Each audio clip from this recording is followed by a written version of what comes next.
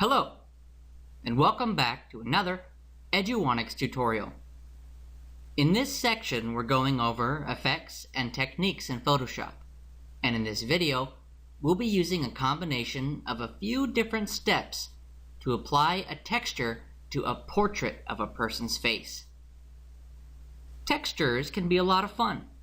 They can let you breathe some life into areas with negative space and draw more attention to the details of your subject.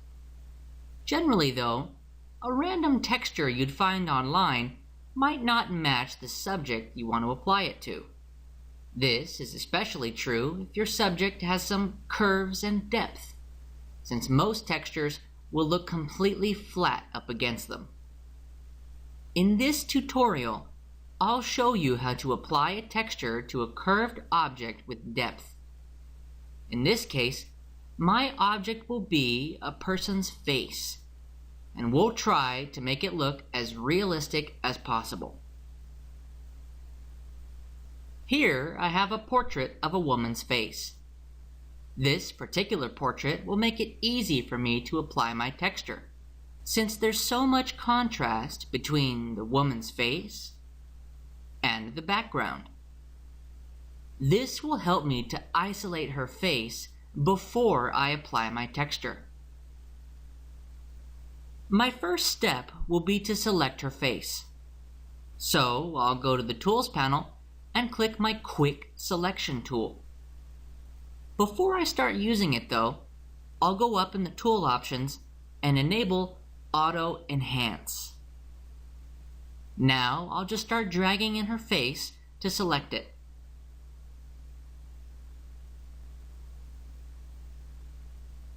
Auto Enhance should automatically be working to make my selection more accurate.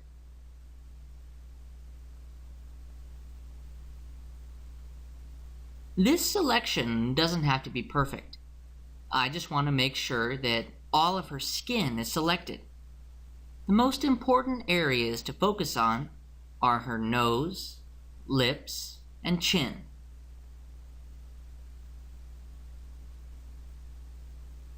Okay, this selection looks pretty good.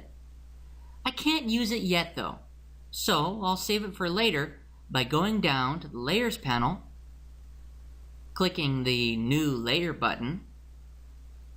Then I'll hit the New Layer Mask button to save this selection to my new blank layer.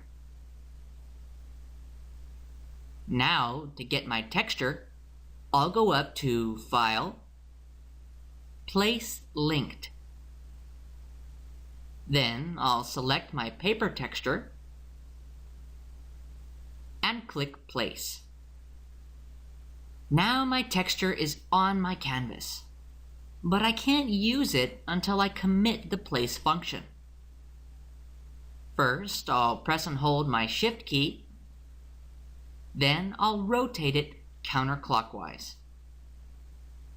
Then I'll move and stretch it till it covers her face and neck.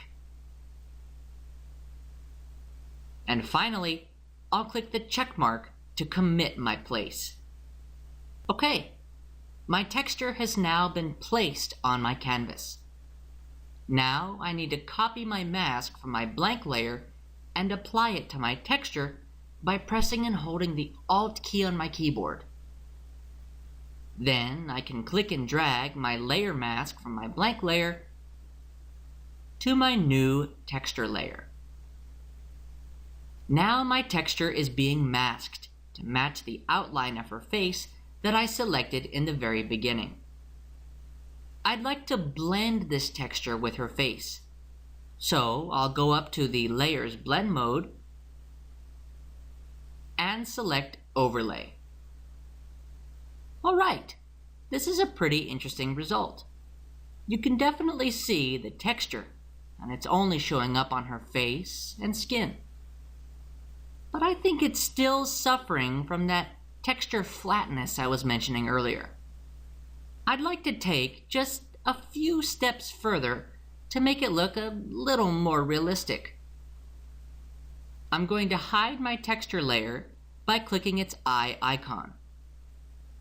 Then I'll select my background layer before going to the Channels panel.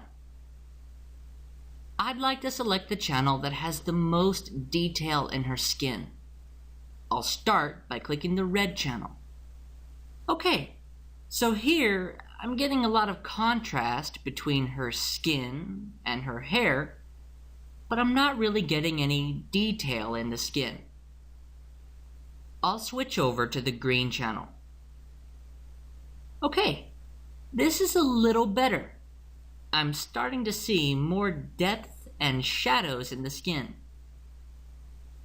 Now I'll see what the blue channel has to offer. Ooh, now the skin has some contrast in its tones, and I can more easily see the actual texture of the skin itself.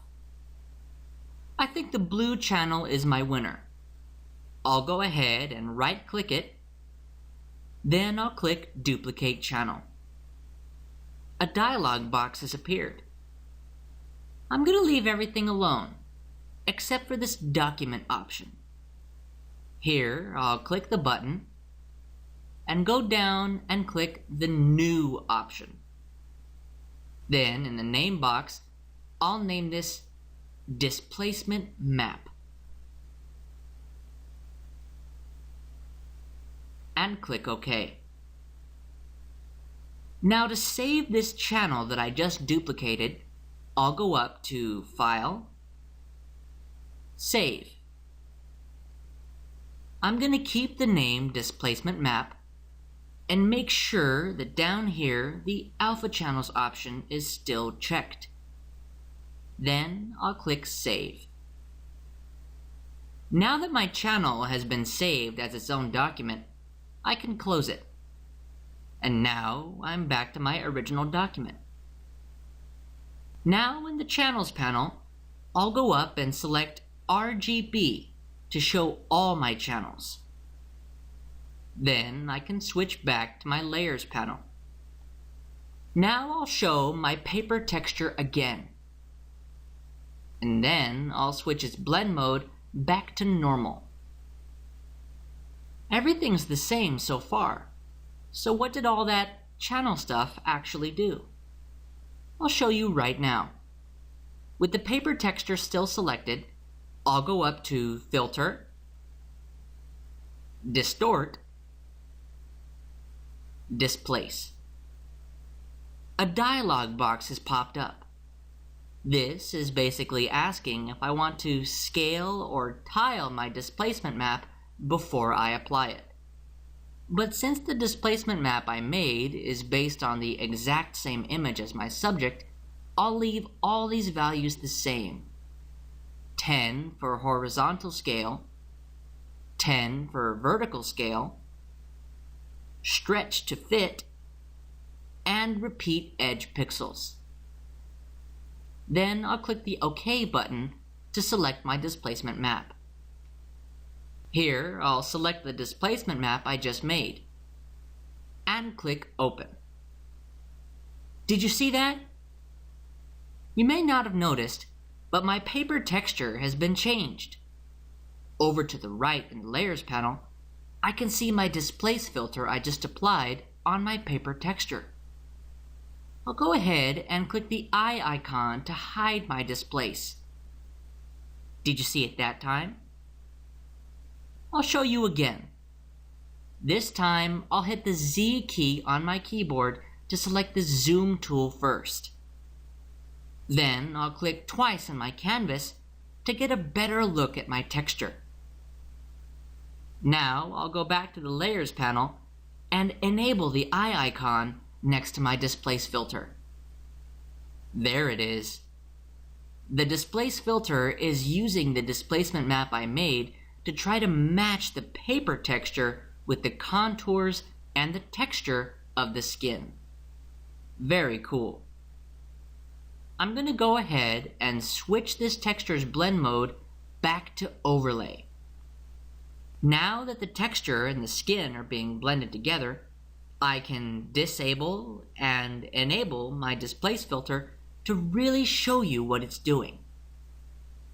Very cool indeed. I'll zoom back out by pressing and holding the Alt key on my keyboard. Then I'll click twice in the canvas. The texture is looking a little bit better, but I'm not sure if I'm happy with this overlay blend mode. It's giving me the detail of the paper, but it seems to be adding this unpleasant yellowish hue to the shadows on her skin. I'm going to go back to the blend modes, and this time I'll select darker color. Darker color seems to be doing a great job of blending the details of the paper texture, but it doesn't seem to be doing anything to match the colors. That's okay. It's actually exactly what I want. For the final touch, I'm going to try a trick I know for matching colors. I'll go down to the bottom of the Layers panel and select the New Adjustment Layer button. Then I'll make a new black and white adjustment layer.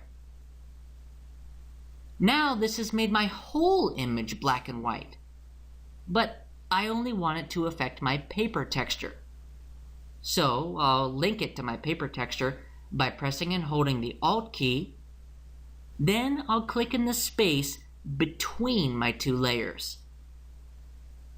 Now the black and white layer is apparently affecting my paper texture, but personally, I don't see any difference. This is probably because the paper texture was black and white to begin with.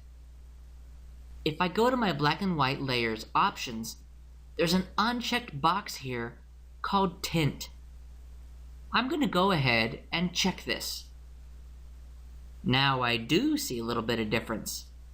My texture has gained a little saturation and is giving me this sort of brownish tint. I want this tint color to match the color of her skin, so I'll need to get a sample of her skin color. I'll go down to my Layers panel and select the background layer that she's on.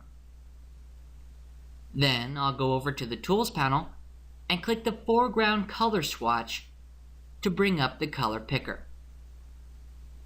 Then I'll get a sample of her skin color by clicking over here near her jawbone. But before I click OK, I'm going to go down here near the bottom of the picker and highlight this text in this box. These are the letters and numbers that represent my color that I sampled. I'm going to copy these by hitting Ctrl-C on my keyboard. Now I can click OK. Now I'll go up and select my black and white layer again. Then I'll click the brownish box beside my tint option. Then I'll hit Ctrl-V on my keyboard to paste my sampled color. This is replacing the default brownish color. Then I'll click OK. Now the paper texture is not only not black and white anymore, its color actually matches the color of her skin. For the final touch, with my black and white layer still selected, I'll go to its blend mode. Then I'll switch it to overlay. This really condenses the details of the texture and the texture color, making it look fairly realistic on her skin. Okay, that will do it for adding a texture to a person's portrait. I'll go over another effect and technique in the next video.